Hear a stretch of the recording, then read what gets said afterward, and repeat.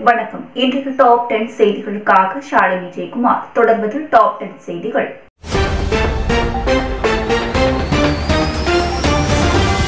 மக்களவையின் பார்வையாளர் மாடத்தில் இருந்து புகைக்குப்பைகளுடன் அவைகள் குறித்த 2 இளைஞர்கள் எம்பிக்களின் மேஜை மீது ஏறி தாவி குதித்து ஓடியதால் பதற்றமான சூழல் ஏற்பட்டது. இது தொடர்பாக 4 பேரை டெல்லி சிறப்பு போலீசார் கைது செய்தனர். எண்ணூர் முகத்துவார பகுதியில் நவீன தொழில்நுட்பங்களை புகுத்தாமல் குவளையில் எண்ணெய் கழிவுகள் அகற்றப்பட்டு வருகிறது. மீன்பிடி உபகரணங்கள் பாழானதால் மீனவர்கள் யாரும் மீன்பிடிக்க கடலுக்கு செல்லவில்லை. இது தொடர்பாக தேசிய பசுமை தீர்ப்பாயம் தாமாக முன்வந்து வழக்காக எடுத்து விசாரித்து வருகிறது. எண்ணெய் கசிவு தொடர்பாக ஆய்வு செய்ய வருவாய் நிர்வாக ஆணைய தலைமையில் உயர்நிலை குழுவும் அமைத்துள்ளது. மிக்ஜாம் புயல் வெள்ளத்தால் பாதிக்கப்பட்டவர்களுக்கு அறிவிக்கப்பட்ட ரூபாய் 6000 வெள்ள நிவாரணம் யாருக்கெல்லாம் கிடைக்கும் என்பது குறித்து தமிழக அரசு அரசாணை வெளியிட்டுள்ளது. வருமான வரி செலுத்துவோர், மத்திய மாநில அரசு பணியாளர்கள் பாதிப்பை குறிப்பிட்டு நியாய விலை கடைகள் மூலம் விண்ணப்பிக்க வேண்டும் என்று தெரிவிக்கப்பட்டுள்ளது.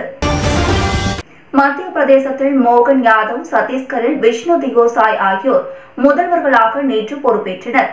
மொத்தம் 230 உறுப்பினர்களை கொண்ட மத்திய பிரதேசம் சட்டப்பேரவை தேர்தலில் ஆளும் பாரதிய ஜனதா கட்சி 163 இடங்களை கைப்பற்றி ஆட்சியை தக்கவைத்துள்ளது.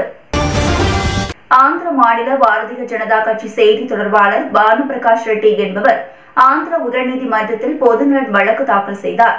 அதில் ஏழுமலையான் கோவில் நிதியில் 1% திருப்பதி நகர வளர்ச்சிக்கு பயன்படுத்தப்படும் என்று கூறப்பட்டுள்ளது.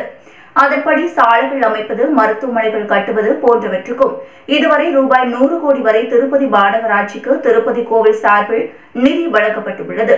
இது இந்து சமய அறங்காவல் சட்டம் 111 படி குற்றமாகும்.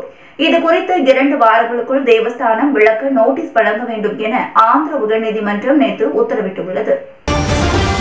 தமிழ்நாடு வாலிபால் சங்கம் சார்பில் முதலாவது தமிழ்நாடு வாலிபால் லீக் போட்டிகள் வரும் ஜனவரி 3ஆம் தேதி முதல் 12ஆம் தேதி வரை சென்னை மயிலாப்பூரில் உள்ள சாந்தம் முதுநிலைப் பள்ளியில் உள்ள உள்ளரங்க விளையாட்டு மைதானத்தில் நடைபெறவுள்ளன.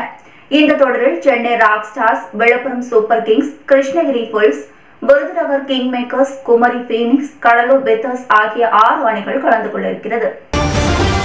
தங்கம் விலை பவுனுக்கு ரூபாய் 160 குறைந்து நேற்று ரூபாய் 45,600க்கு விற்பனையானது. சர்வதேச பொருளாதார நிலவரத்திற்கு ஏற்ப இந்தியாவில் தங்கத்தின் விலையில் அவ்வப்போது மாற்றம் ஏற்பட்டு வருகிறது. இந்நிலையில் கிராம் ஒன்றுக்கு ரூபாய் 20 குறைந்து ரூபாய் 5,700க்கும், பவுனுக்கு ரூபாய் 160 குறைந்து ரூபாய் 45,600க்கும் விற்பனையானது. 1 கிராம் வெள்ளி ரூபாய் 77க்கு விற்பனையாகிறது. 1 கிலோ பார்வெள்ளியின் விலை நேற்று ரூபாய் 77,000 விற்பனை செய்யப்பட்டது. சென்ட்ரல் சதுக்கத்தில் ரூபாய் 432 கோடி செலவில் 27 மாடி கட்டிடம் கட்ட ஒப்பந்தம் விரைவில் மேற்கொள்ளப்பட உள்ளதாக மெட்ரோ ரயில் நிறுவன அதிகாரிகள் தெரிவித்தனர். மெட்ரோ ரயில், புறநகர் மற்றும் நெடுந்தொலைவு ரயில்கள், பேருந்துகள் இடையே மக்கள் எளிதாக சென்று வரும் வகையில் சென்னை சென்ட்ரல் ரயில் நிலையம் அருகே சென்ட்ரல் சதுக்கம் வடிவமைக்கப்பட்டு கடந்த ஆண்டு மார்ச் மாதம் திறக்கப்பட்டது. இந்நிலையில் இதன் அருகே 27 மாடி கட்டிடம் கட்ட திட்டமிடப்பட்டுள்ளது. இதற்கான கட்டுமான பணிக்கான ஒப்பந்தம் விரைவில் மேற்கொள்ளப்பட உள்ளதாக தகவல் வெளியாகியுள்ளது. தமிழ் சினிமாவின் முன்னணி இயக்குநர் லோகேஷ் கனகராஜ் லியோ படத்தை அடுத்து அவர் ரஜினிகாந்த் நடிக்கும் படத்தை இயக்க இருக்கிறார். இதற்கிடையே அவர் பெயரில் போலியான பேஸ்புக் பக்கத்தை உருவாக்கி அதில் சிலர் ஆபாச காணொலிகளை வெளியிட்டுள்ளனர். இதைத் தொடர்ந்து லோகேஷ் கனகராஜ் தனது சமூக வலைதள பக்கத்தில் விளக்கம் அளித்துள்ளார். அதில் நான் ட்விட்டர் மற்றும் இன்ஸ்டாகிராமில் மட்டுமே கணக்கு வைத்துள்ளேன். வேறு எந்த சமூக ஊடகத்திலும் கணக்கு இல்லை. தயவு செய்து அதை பின்தொடர வேண்டாம் என்று தெரிவித்துள்ளார். புதுடெல்லியில் நாடாளுமன்ற தாக்குதலில் 22வது ஆண்டு நினைவு தினம் நேற்று அனுசரிக்கப்பட்டது. இதையொட்டி நாடாளுமன்ற வளாகத்தில் நிறுவப்பட்டுள்ள உயிர் தியாகம் செய்தவர்களின் புகைப்படத்துக்கு குடியரசுத் தலைவர் திரௌபதி முர்மு, குடியரசு துணைத் தலைவர் ஜெகதீப் தன்கர் மற்றும் பிரதமர் நரேந்திர மோடி உள்ளிட்டோர் மலர் தூவி மரியாதை செலுத்தினர். இத்துடன் டாப் 10 செய்திகள் நிறைவடைந்தன.